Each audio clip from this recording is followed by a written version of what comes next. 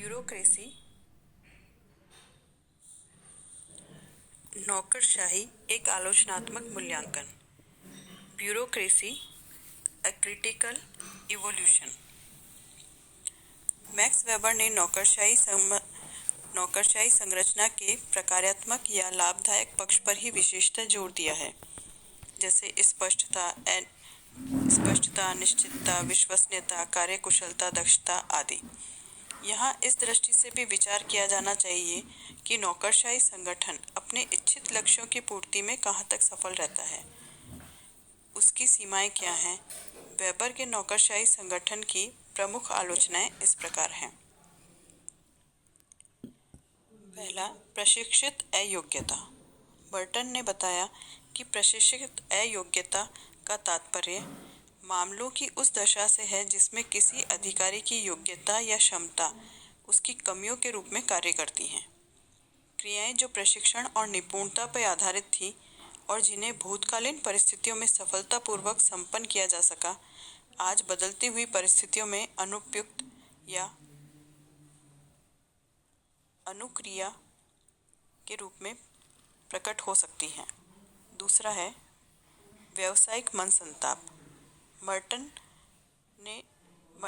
द्वारा प्रस्तुत व्यावसायिक मन संताप की अवधारणा का प्रयोग करते हुए लिखा है कि इस संगठन में नियमों की कठोरता इस सीमा तक पाई जाती है कि व्यक्ति के अपने व्यवसाय एवं कार्य के प्रति मानसिक संताप होने लगता है।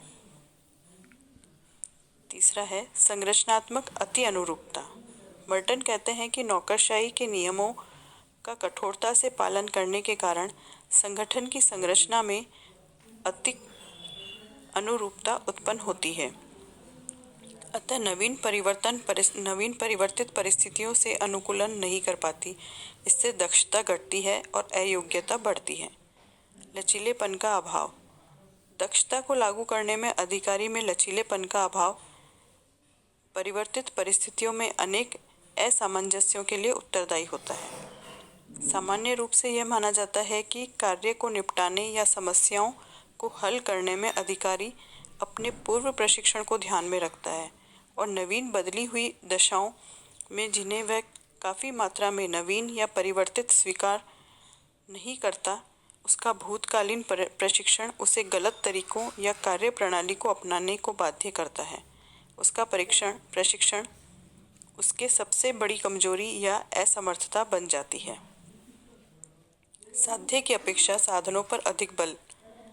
नौकरशाही संगठन का एक अन्य दुष्प्रभाव यह बताया गया है कि इसके अंतर्गत अधिकारी कालांतर में नियमों का पालन इस सीमा तक करने लग जाता है कि जो नियम किसी समय साधन के रूप में थे, धीरे धीरे वे ही लक्ष्य या साध्य बन जाते हैं।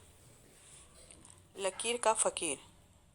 अनुशासन, जिसका तात्पर्य नौकरशाही संरक्षण से नियमों के अनुसार कार्य करने से है, समय के साथ साथ अधिकारी के जीवन में इस प्रकार महत्वपूर्ण बन जाते हैं कि वह परिस्थिति की विशिष्टता को ध्यान में नहीं रख पाता। अन्य शब्दों में वह लकीर का फकीर बन जाता है और बदली परिस्थितियों के अनुसार सुगमता से अनुकूलन करने के अयोग्य हो जाता है। लाल फीताशाही। नौकरशाही तंत्र में अधिकारी औपचारिकता में इतना उलझ जाता है कि वह लक्ष्य की चिंता नहीं करके साधनों पर ज़्यादा जोर देने लगता है। यही उसकी लाल फीताशाही सामने आती है। इसकी प्रत्येक क्रिया नियमों से इतनी अधिक और इस प्रकार बंधी होती है कि वह अपने अधीन अपने पर आश्रित लोगों की सहायता करने में असमर्थ हो जाता है।